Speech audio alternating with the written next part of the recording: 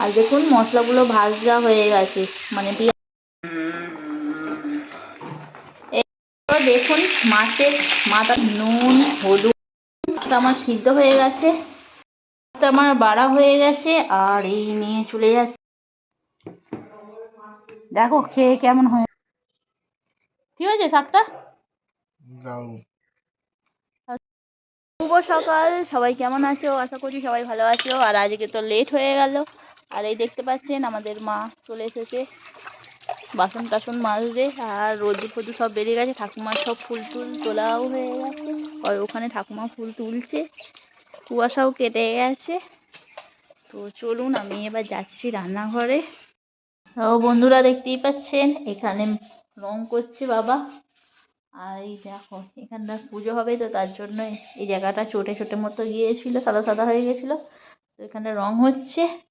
আর আমাদের ঠাকুমা দেখুন পুরো সিমেন্ট নিয়ে শুরু করে দিয়েছে কাজকর্ম, সিমেন্ট দিয়ে শুরু করে দিয়েছে। আমার ভাত তো চাপিয়ে দিয়েছি। আর এদিকে দেখতেই পাচ্ছেন পুকুর, আর পুকুরের পাশে গাছ, একদম জল ভর্তি পুকুর। তো বর্ষা তো এখন আর কোনো নেই, যখন তখন বৃষ্টি হচ্ছে, জল পুরো একদম থই থই থই থই করছে। দেখুন চলে এসেছি সবজি কাটতে, আর ওখানে ভাত হচ্ছে। এখানে কাটবো পেঁয়াজ, আদা, আর এখানে আছে তরুলি, ধনেপাতা। তো সবজি এখনো বাবা আনতে গেছে, কেটে নেবো।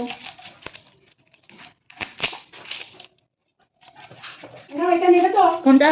হ্যাঁ রাখুন। এখানে পেঁয়াজগুলো সব কেটে নিয়েছি, পেঁয়াজ টমেটো যা কাটা ছিল কেটে নিয়েছি।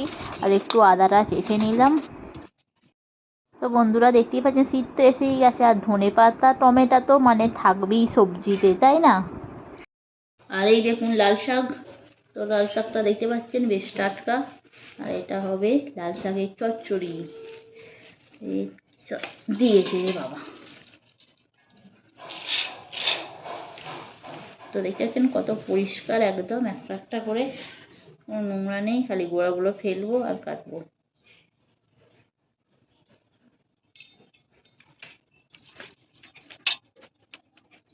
পরিষ্কার লাল শাক একদম নিচ্ছি, আর গোড়াটা ঠিক এইভাবে কেটে দিচ্ছি, কেটে দেখি।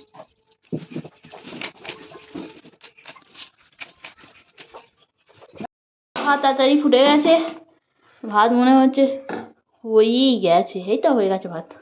আর এখানে মাছ ফাছ সব রেডি হয়ে গেছে, আমি ভাতের এটাও করবো। চলে এসেছি রান্নাঘরে। আর আমার তো এই কাজ, সকালবেলা হলেই চলে আসো রান্নাঘরে, রান্না করো। আর এই দেখুন যাই হোক, আমি রান্না করতে ভালোবাসি। তো এই দেখুন আজকে লাল শাক, আর ধোয়া লাল শাকটা কাটছিলাম, কেটে ধোয়া। তো লাল শাকটা এখানে করবো, তো লাল শাকটা করবো এখানে যে পেঁয়াজ টমেটো কাঁচা লঙ্কা, এটা মাছের মাথা। তো এটা দিয়ে ভাবছি চচ্চড়ি করে নেবো, সাথে দিয়ে দেবো ধনেপাতা। আর এখানে দেখুন আলুটা লম্বা লম্বা করে কাটা আছে, বড় বড় করে কেটে সিদ্ধ করা আছে।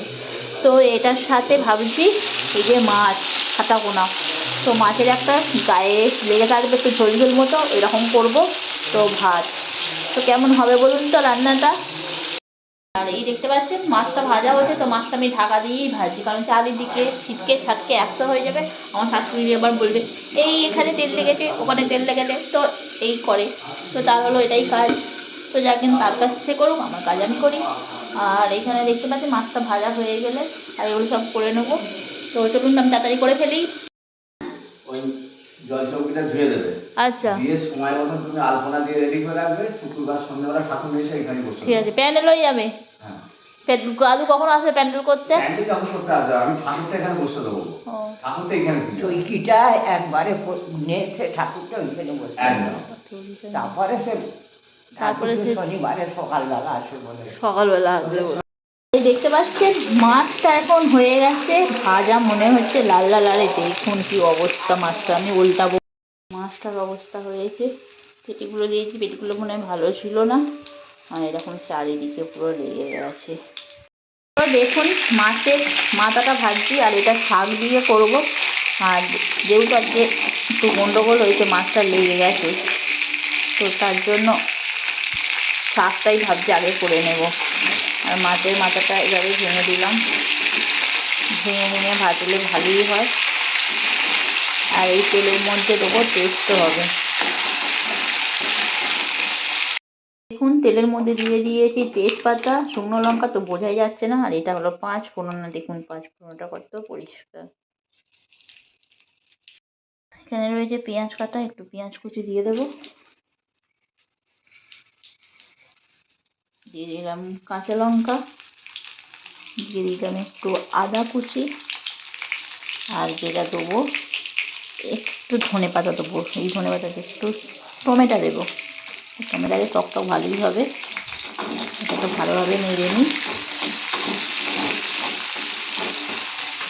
দেখতে পাচ্ছেন নুন, হলুদ, একটু সামান্য লঙ্কা গুঁড়োও দিয়েছি। তো দিয়ে তেলটার সাথে ভালোভাবে ভেজে নিচ্ছি। কারণ ভেজে নেওয়ার কারণ হলো শাকটা এখানে রয়েছে, শাকটা দিয়ে দেবো, জলেতেই হয়ে যাবে। তো দিয়ে দিলাম শাকটা, আর সাথে দিয়ে দিয়েছিলাম একটা আলু চটকে, এটা হলো চুপি চুপি।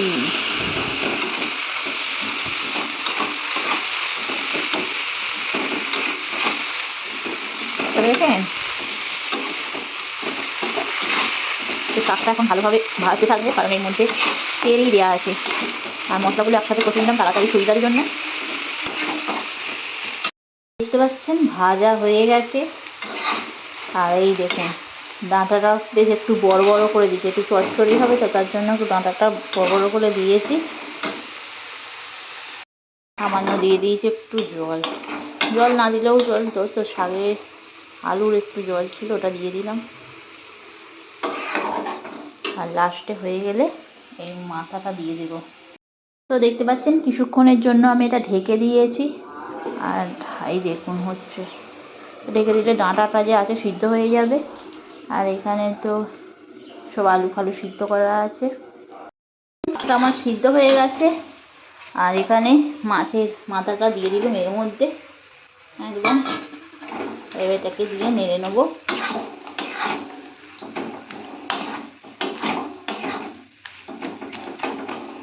তো কেমন হয়েছে বলবেন রান্নাটা। বন্ধুরা, সঞ্চিতা ভিলেজ ফুডে সবাইকে অনেক অনেক স্বাগত। আর এই দেখুন আজকে রান্না করছি লাল শাকের তরকারি, সাথে মাছের মাথা দিয়ে। কেমন হয়েছে, এতে আলু তো দিইনি, মানে আলু দিইনি বললেই চলে। আর সাথে দিয়ে দিয়েছিলাম মাছের মাথা, কাঁচা লঙ্কা, পেঁয়াজ, 5 ফোড়ন দিয়ে ভেজেছি। তো কেমন লাগছে দেখতে রান্নাটা। ঠিক আছে, লাল শাকের চচ্চড়ি। আর এখানে করব মাছের ঝোল আলু দিয়ে, মানে গায়ে গায়ে। আর এই দেখুন মাছটা ভাজা আছে, কড়াটা ধুয়ে নিলাম। দেখুন তেলের মধ্যে দিয়ে দিয়েছি কালো জিরের ফোড়ন, তেজপাতা। এখানে মশলা, আলুটা আছে, আলুটা এবার দিয়ে দেবো এর মধ্যে, আলুটা ভেজে নেব। তো এই দেখুন আলুটা ভেজে নিচ্ছি।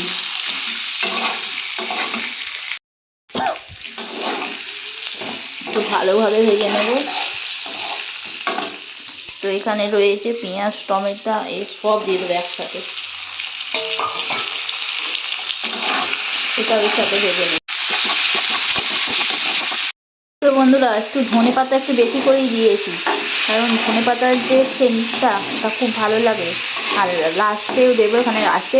আর শীতের দুপুরে যদি হয় এরকম একটা মাছের ঝোল গরম গরম ভাতের সাথে, তো না খেয়ে কি থাকা যায় বলুন তো। ওটাও নরম হয়ে গেছে, তাই বেশি একটু টক টক হবে, মানে জাস্ট ফাটিয়ে।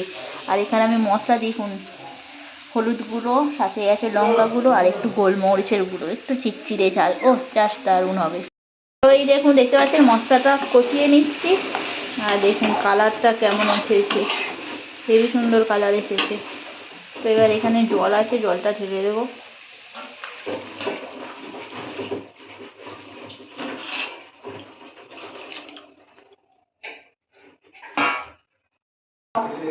এই তো এই খাওয়া গুছিয়ে দেবো, সব হয়ে গেছে।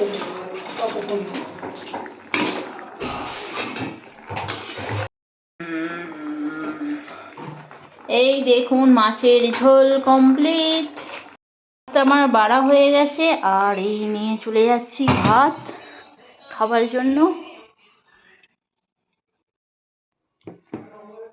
দেখো খেয়ে কেমন হয়েছে, খাও। কি হয়েছে শাকটা? ঝোলটা দিলে খাবে? হ্যাঁ, তাহলে আমি চলে যাচ্ছি ওদিকে।